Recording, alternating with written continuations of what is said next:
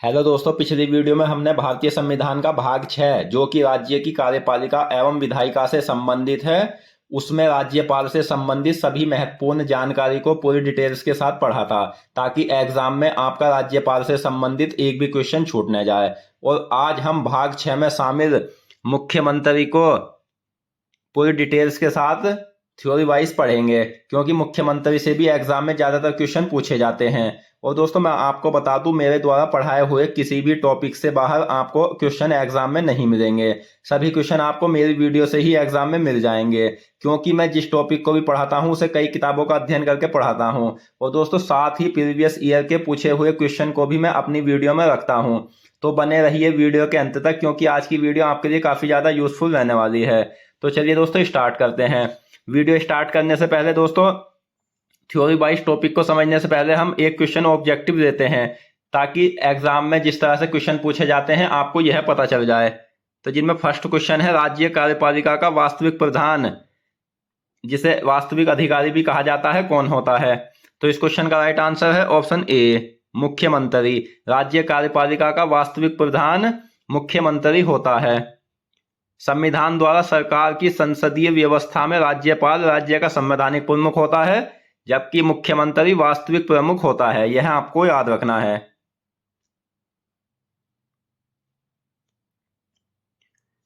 दूसरे शब्दों में, राज्यपाल राज्य का मुखिया होता है, जबकि मुख्यमंत्री सरकार का मुखिया होता है।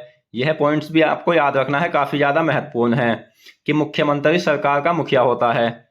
इस तरह राज्य में मुख्यमंत्री की स्थिति उसी तरह है जिस तरह केंद्र में प्रधानमंत्री की है।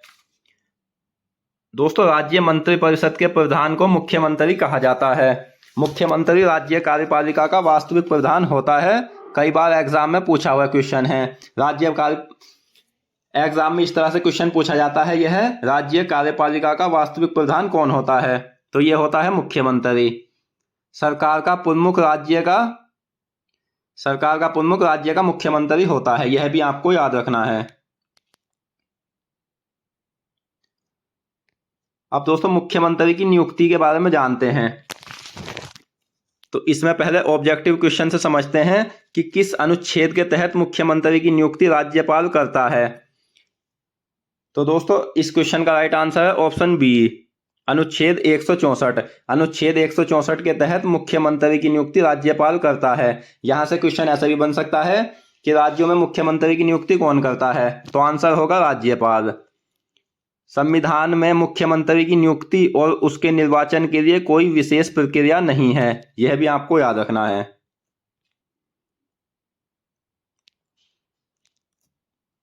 केवल अनुच्छेद 164 में कहा गया है कि मुख्यमंत्री की नियुक्ति राज्यपाल करेगा। इसका तात्पर्य यह नहीं है कि राज्यपाल किसी भी व्यक्ति को मुख्यमंत्री नियुक्त करने के लिए स्वतंत्र है। दोस्तों, यहां समझ लेते हैं कि राज्यपाल किसी भी व्यक्ति को मुख्यमंत्री नियुक्त करने के लिए स्वतंत्र नहीं है। संसदीय व्यवस्था में राज्यपाल राज्य विधानसभा में बहुमत प्राप्त दल के नेता को ही मुख्यमंत्री नियुक्त करता है। यह आपको याद रखना है, काफी महत्वपूर्ण है। लेकिन यदि किसी दल को स्पष्ट बहुमत प्राप्त न हो तो राज्यपाल मुख्यमंत्री की नियुक्ति में अपने विवेकाधिकार का इस्तेमाल कर सकता है। ऐसी परिस्थिति में राज्यपाल सबसे बड़े दल या दलों के समूह के नेता को मुख्यमंत्री नियुक्त करता है और उसे 1 माह के भीतर सदन में विश्वास मत प्राप्त करने के लिए कहता है। दोस्तों, अगर किसी व्यक्ति को बहुमत प्राप्त न हो तो राज्यपाल मुख्यमंत्री की नियुक्ति में अपने विवेकाधिकार का इस्तेमाल करता है और उसे 1 माह के भीतर सदन में विश्वास मत प्राप्त करने के लिए भी कहता है। यह आपको याद रखना है। मुख्यमंत्री की नियुक्ति के संबंध में वह 2 परिस्थितियों में ही अपने विवेक का प्रयोग करता है, जिसमें पहली परिस्थिति क्या है? प्रथम, विधानसभा में किसी एक राजनीतिक दल को स्पष्ट बहुमत प्राप्त न हो और एक से अधिक दल मुख्यमंत्री पद के लिए दावे कर रहे हो। यानी जब विधानसभा में किसी एक राजनीतिक दल को स्पष्ट बहुमत प्राप्त न हो और एक या अधिक दल मुख्यमंत्री पद के लिए दावे कर रहे हो, तो यहां मुख्यमंत्री की नियुक्ति में राज्यपाल अपने विवेक का प्रयोग करता है। नेक्स्ट पॉइंट है द्वितीय, जब विधानसभा के बहुमत दल का कोई सर्वमान्य नेता न हो।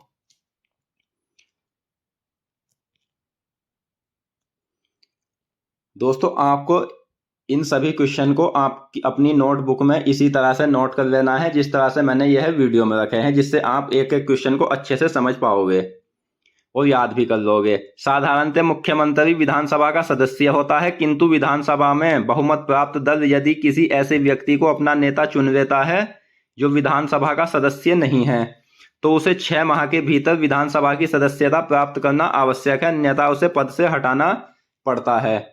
यह क्वेश्चन काफी महत्वपूर्ण है कि यदि कोई सदस्य किसी सदन का सदस्य नहीं है तो उसे सदस्यता कितने दिन के भीतर लेनी होती है। एग्जाम में कई बार पूछा गया है, तो इसका आंसर है 6 महीने। क्योंकि मुख्यमंत्री विधानसभा का सदस्य होता है, अतः उसके लिए भी वही योग्यता है जो एक विधानसभा सदस्य के लिए निर्धारित है। राज्यपाल अपने व्यक्तिगत फैसले द्वारा मुख्यमंत्री की नियुक्ति तब कर सकता है जब कार्यकाल के दौरान उसकी मौत हो जाए, यानी मुख्यमंत्री की मौत हो जाए और उसका कोई उत्तराधिकारी तय न हो, तो उस समय राज्यपाल अपने व्यक्तिगत फैसले द्वारा मुख्यमंत्री की नियुक्ति करता है। हालांकि मुख्यमंत्री की मृत्यु के पश्चात सत्तारूढ़ दल सामान्यतः अपने नए नेता का चुनाव कर देता है। यहां समझने वाली बात यह है कि मुख्यमंत्री जिस दल से संबंधित होता है और उसमें उसकी मृत्यु हो जाए तो वही दल अपने सभी व्यक्तियों में से किसी नए नेता का चुनाव कर लेता है और राज्यपाल के पास उसे मुख्यमंत्री नियुक्त करने के अलावा कोई और विकल्प नहीं होता है। संविधान में ऐसी कोई अपेक्षा नहीं है कि मुख्यमंत्री नियुक्त होने से पूर्व कोई व्यक्ति बहुमत सिद्ध करे।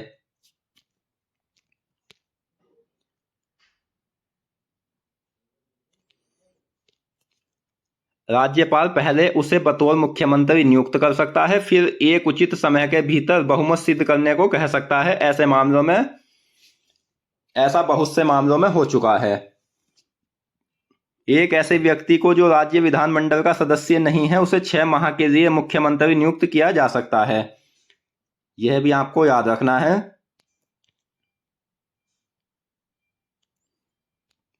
इस समय यानी 6 माह के दौरान उसे राज्य विधानमंडल के लिए निर्वाचित होना पड़ेगा। ऐसा न होने पर उसका मुख्यमंत्री का पद समाप्त हो जाएगा। संविधान के अनुसार मुख्यमंत्री को विधानमंडल के दो सदन क्या क्या है? विधानसभा और विधान परिषद। 2 सदनों में से किसी एक का सदस्य होना अनिवार्य है। अगर विधानमंडल के 2 सदनों में से वह किसी भी सदन का सदस्य नहीं है तो उसे 6 माह के अंदर सदस्यता लेनी पड़ेगी, और 6 माह के अंदर वह सदस्यता नहीं लेता है तो उसे त्यागपत्र यानी कि मुख्यमंत्री पद से हटा दिया जाता है। सामान्यतः मुख्यमंत्री निचले सदन विधानसभा से चुना जाता है, लेकिन अनेक अवसर पर उच्च सदन विधान परिषद के सदस्य को भी बतौर मुख्यमंत्री नियुक्त किया गया है। निचला सदन विधानसभा को कहा जाता है, उच्च सदन विधान परिषद को कहा जाता है। यह भी कई बार एग्जाम में पूछा हुआ क्वेश्चन है, यह आपको याद रखना है। दोस्तों अगर आपको वीडियो पसंद आ रही है, वीडियो क्वालिटी पसंद आ रही है, वीडियो कंटेंट पसंद आ रहा है, तो आप प्लीज़ कमेंट बॉक्स में फीडबैक दे सकते हो। और अगर आपको हमारी मेहनत पसंद आ रही है और आप हमारे चैनल पर नए हैं तो प्लीज़ हमारे चैनल को सब्सक्राइब करें और बेल आइकन पर क्लिक करें, जिससे आने वाली सभी वीडियो की नोटिफिकेशन आप तक पहुंच सके। अब दोस्तों हम मंत्रिपरिषद का गठन के बारे में जानते हैं। तो यहां पहले क्वेश्चन से समझ लेते हैं। किसकी सलाह पर राज्यपाल मंत्रिपरिषद के मंत्रियों की नियुक्ति करता है? तो इस क्वेश्चन का राइट आंसर है ऑप्शन ए, मुख्यमंत्री की सलाह पर। मुख्यमंत्री की सलाह पर राज्यपाल मंत्रिपरिषद के मंत्रियों की नियुक्ति करता है। मुख्यमंत्री का सर्वप्रथम कार्य अपनी मंत्रिपरिषद का गठन करना होता है। यह काफी महत्वपूर्ण है जो आपको याद रखना है। मुख्यमंत्री की सलाह पर राज्यपाल मंत्रिपरिषद के मंत्रियों की नियुक्ति करता है। मंत्रियों के चयन में मुख्यमंत्री अपने विवेक यानी मर्जी के अनुसार कार्य करता है। यहां मुख्यमंत्री की मर्जी है, विवेक है कि वह किस मंत्री का चयन करे। मंत्रियों की संख्या और उनके विभागों के संबंध में मुख्यमंत्री ही निर्णय करता है। शेष विभागों को विभिन्न मंत्रियों को सुपुर्द कर देता है। दोस्तों यहां समझ लेते हैं कि कौन सा विभाग किस मंत्री को देना है। इस संबंध में निर्णय मुख्यमंत्री ही करता है। मुख्यमंत्री जब चाहे मंत्रियों के विभागों में फेरबदल कर सकता है। इस संबंध में मुख्यमंत्री के निर्णय को चुनौती नहीं दी जा सकती है। यानी मुख्यमंत्री किसी भी मंत्री को किसी भी विभाग में किसी भी समय बदल सकता है।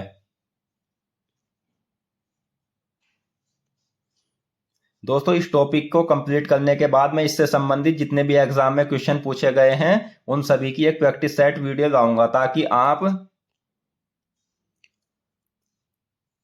जो एग्जाम में क्वेश्चन पूछे गए हैं मेरी इस थ्योरी वाइज वीडियो में देखकर उन्हें अच्छे से समझ सके और यह भी जान सके कि मेरे पढ़ाए हुए टॉपिक से कितने क्वेश्चन एग्जाम में पूछे जा रहे हैं और मेरी वीडियो से बाहर भी नहीं जा रहे हैं। अब आप मेरे पढ़ाए हुए टॉपिक को अच्छे से समझ लेना, फिर इस दूसरी कोई बुक आपको पढ़ने की आवश्यकता नहीं पड़ेगी, क्योंकि एक बुक में इतने क्वेश्चन आपको नहीं मिलेंगे जितने आपको मेरी इन वीडियो में मिलेंगे।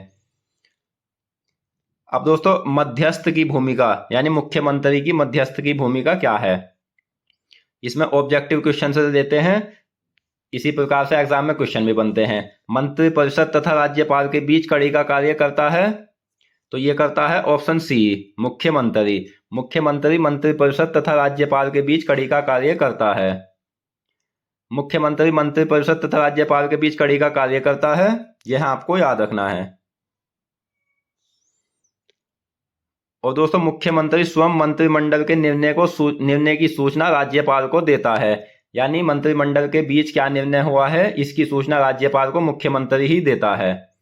अनुच्छेद 167 के तहत मुख्यमंत्री का यह कर्तव्य है कि वह राज्य के प्रशासन संबंधी और विधान विषयक मंत्रिपरिषद के सभी निर्णय राज्यपाल को संसूचित करे। तत्संबंधी जो भी जानकारी राज्यपाल मांगे वह दे तथा किसी विषय को जिस पर किसी मंत्री ने विनिश्चय कर दिया है किंतु मंत्रिपरिषद ने विचार नहीं किया है, राज्यपाल द्वारा अपेक्षा किए जाने पर परिषद के समक्ष विचार के लिए रखे। यह भी आपको याद रखना है। इस प्रकार मुख्यमंत्री मंत्रिपरिषद और राज्यपाल के बीच कड़ी का कार्य करता है।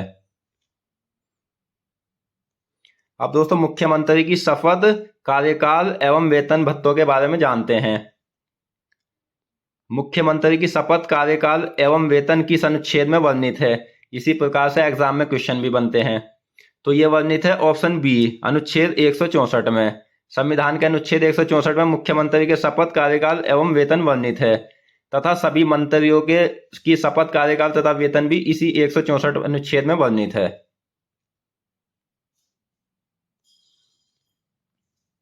पहले शपथ के बारे में जानते हैं। तो कार्य ग्रहण करने से पूर्व राज्यपाल मुख्यमंत्री को उसे पद एवं गोपनीयता की शपथ दिलाता है। मुख्यमंत्री को जो शपथ दिलाता है वो राज्यपाल दिलाता है, यह आपको याद रखना है। और मुख्यमंत्री अपनी शपथ में कहता है कि मैं भारत के संविधान के प्रति सच्ची श्रद्धा और सत्य निष्ठा रखूंगा, भारत के प्रभुता तथा अखंडता को बनाए रखूंगा, मैं अपने दायित्वों का श्रद्धापूर्वक और शुद्ध अंतःकरण से निर्वहन करूंगा, मैं भय या पक्षपात, अनुराग या द्वेष के बिना किसी सभी प्रकार के लोगों के प्रति संविधान और विधि के अनुसार न्याय करूंगा। यह मुख्यमंत्री की शपथ है। अपनी शपथ में मुख्यमंत्री वचन देता है कि जो विषय राज्य के मंत्री के रूप में मेरे विचार में लाया जाएगा अथवा मुझे ज्ञात होगा उसे किसी व्यक्ति या व्यक्तियों को तब के सिवाय, जबकि ऐसे मंत्री के रूप में अपने कर्तव्यों के सम्यक निर्वहन के लिए ऐसा करना अपेक्षित हो, मैं प्रत्यक्ष अथवा अप्रत्यक्ष रूप से संसूचित या प्रकट नहीं करूंगा। मुख्यमंत्री का कार्यकाल निश्चित नहीं है, वह राज्यपाल के पुरुषार्थ प्रयत्न अपने पद पर रहता है। मुख्यमंत्री विधानसभा के कार्यकाल तक ही पद पर बना रहता है, यानी जब तक विधानसभा है जब तक मुख्यमंत्री पद पर बना रहता है। यद्यपि इसका तात्पर्य यह नहीं है कि राज्यपाल उसे किसी भी समय बर्खास्त कर सकता है। राज्यपाल द्वारा मुख्यमंत्री को बर्खास्त नहीं किया जा सकता है जब तक कि उसे विधानसभा में बहुमत प्राप्त है। दोस्तों, जब तक मुख्यमंत्री को विधानसभा में बहुमत प्राप्त है उसे राज्यपाल द्वारा बर्खास्त नहीं किया जा सकता, यह भी आपको याद रखना है। लेकिन यदि मुख्यमंत्री विधानसभा में विश्वास खो देता है तो उसे त्यागपत्र दे देना चाहिए, अन्यथा राज्यपाल उसे बर्खास्त कर सकता है। अब वेतन के बारे में जानते हैं। तो मुख्यमंत्री के वेतन एवं भत्तों का निर्धारण राज्य विधानमंडल द्वारा किया जाता है। राज्य विधानमंडल के प्रत्येक सदस्य को मिलने वाले वेतन भत्तों सहित उसे व्यय विषयक भत्ते, निःशुल्क आवास, यात्रा भत्ता और चिकित्सा सुविधाएं आदि मिलती है। दोस्तों, आज की इस वीडियो में हमने मुख्यमंत्री से संबंधित महत्वपूर्ण तथ्यों को पढ़ा और बाकी मुख्यमंत्री के कार्य एवं शक्तियां तथा अन्य महत्वपूर्ण तथ्यों को हम